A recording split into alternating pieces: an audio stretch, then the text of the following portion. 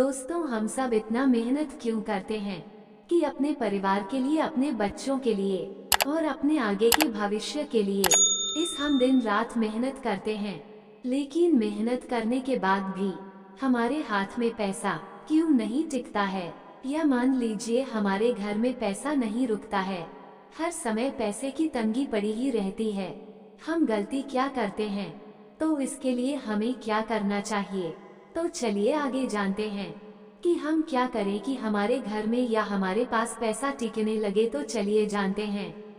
नमस्कार मित्रों, आप सभी का एक बार फिर से माता का ज्ञान चैनल पर आप सभी का स्वागत है। आज फिर एक छोटी सी कहानी लेकर आप सभी के बीच आया हूँ।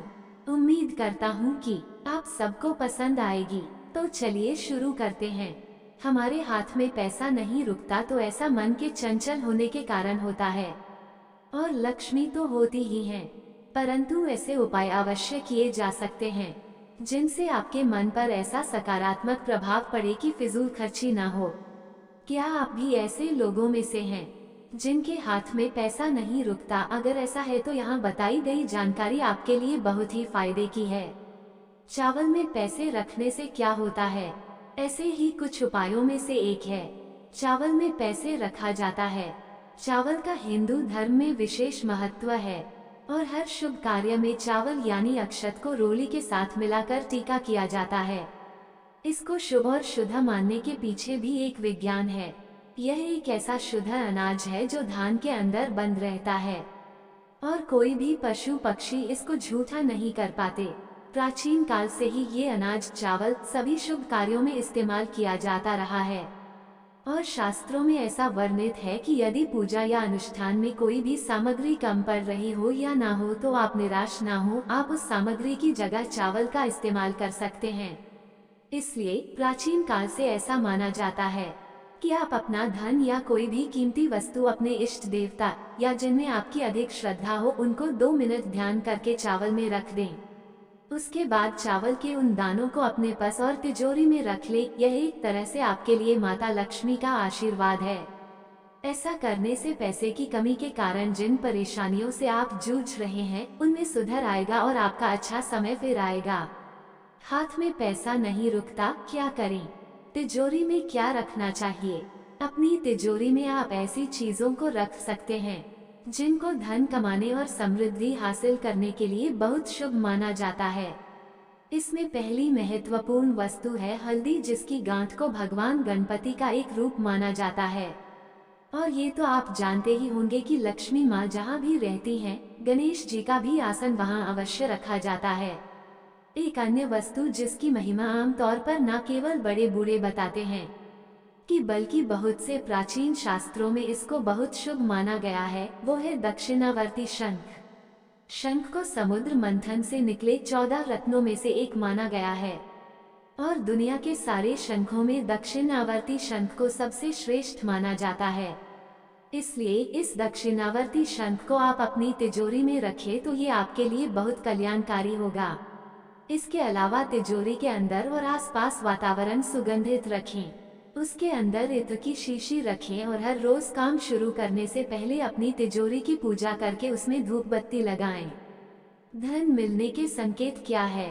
कुछ ऐसे अच्छे शकुन हैं जिनकी हमारे देश में बहुत मान्यता रही है और जिनसे आपको ये पता चल सकता है कि अब आपको जल्द ही धन मिलने वाला है। आपने भी शायद अक्सर अपने दादा परदादा से सुना होगा कि अगर आपके दाहिने हाथ में खुजली होती है तो पूरी संभावना है कि आप पर जल्दी ही लक्ष्मी माता की कृपा होने वाली है। अगर कोई गाय आपके घर के दरवाजे पर आकर रंभाए तो समझ लीजिए साक्षात भगवान घर आए हैं। अवश्य ही आपने कुछ बहुत अच्छे कर्म किए होंगे, तभी आपको ये संयोग प्राप्त हुआ है। आप उस गाय को रोटी और गुड़ खिलाकर सेवा करें, ये एक बहुत शुभ संकेत है। आप किसी काम से घर से निकले और आपको कोई अकेली महिला या दंपति अपने बच्चे को गोद में लिए हुए दिखाई दे जाए तो ये बहुत ही शुभ शगुन है। आपके सारे काम बनेंगे और आपको धन की भी प्राप्ति होगी।